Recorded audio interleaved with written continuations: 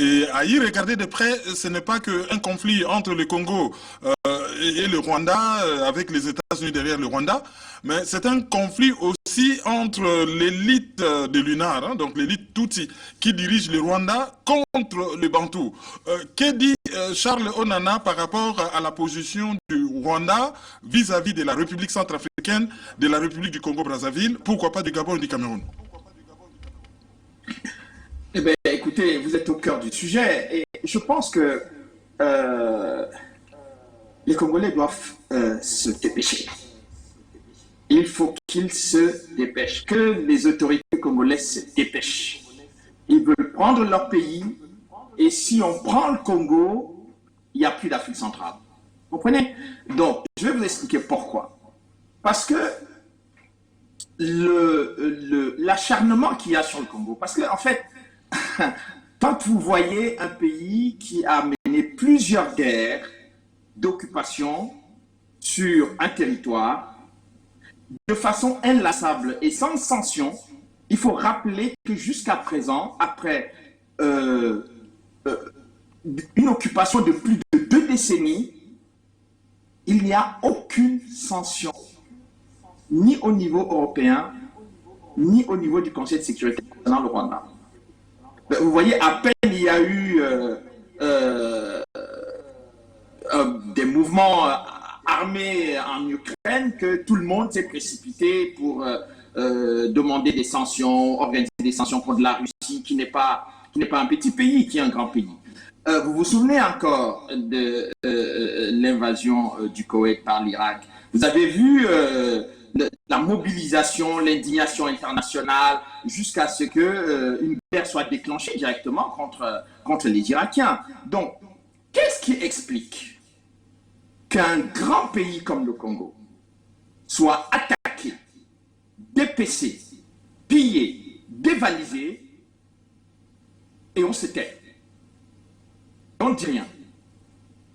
Il y a aujourd'hui, on dit 10 millions de morts, mais le chiffre de 10 millions de morts, ça date de 2010. Et on dit toujours 2 millions de morts, on dit toujours 10 millions de morts. Alors qu'on tue les gens au Congo tous les jours. Et on ne dit toujours rien. Au Rwanda, il y a eu 1 million de morts, on a créé un tribunal pénal international. Il faut que les autorités congolaises se dépêchent. Il faut que l'armée congolaise travaille sérieusement, 10 fois plus que ce qu'elle peut faire maintenant, lui donner suffisamment de moyens pour défendre la dignité de ces populations et la sécurité de ces populations.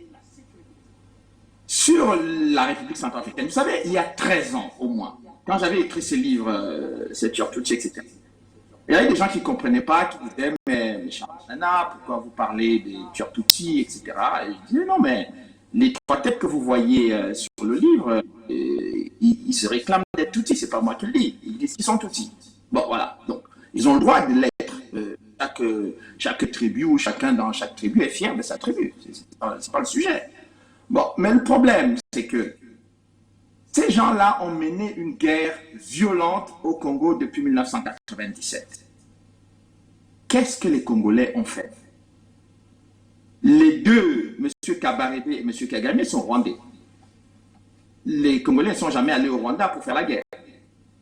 M. Laurent Kunda disait qu'il était congolais. Bon, quand on a lancé un mandat d'arrêt international contre lui, il est parti au Rwanda. Il n'est plus jamais revenu. Et bon, on a demande d'extradition.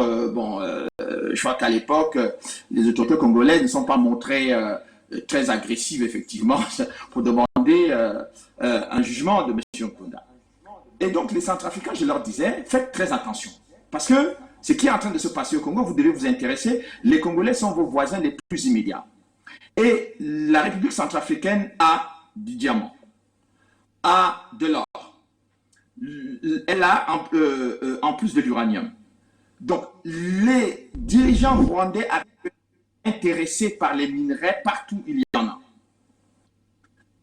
Et donc, récemment, on apprend que les dirigeants de la République centrafricaine que les Rwandais sont en République centrafricaine, mais les Rwandais sont entrés en République centrafricaine via une autorisation des États-Unis par le canal de l'émission de la paix de l'Union africaine.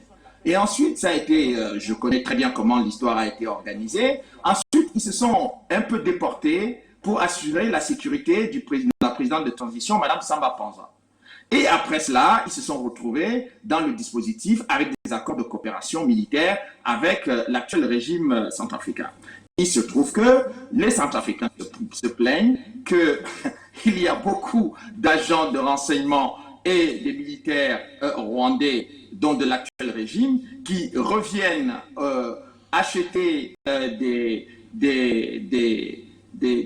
magasins, etc., et tout ça, et occupent déjà une bonne partie du territoire centrafricain, avec l'appui du fait qu'ils viennent assurer la sécurité de la République centrafricaine parce qu'elle est en insécurité, eh bien, ils viennent faire la jonction avec le Congo.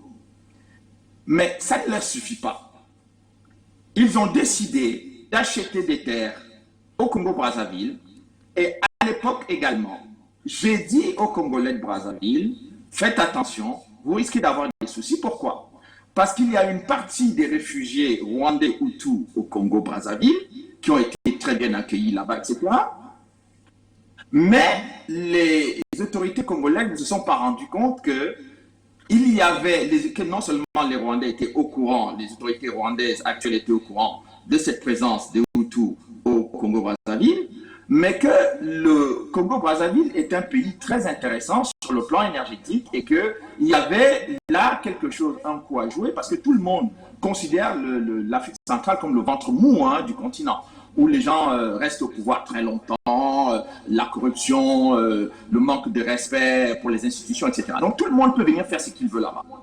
Et j'en ai parlé aux autorités congolaises, à certaines personnalités que je connaissais dans le dispositif, mais les gens n'ont pas pris toutes ces histoires au sérieux. Mais plus grave encore, c'est que les militaires congolais de Brazzaville ont participé à l'opération turquoise en 1994.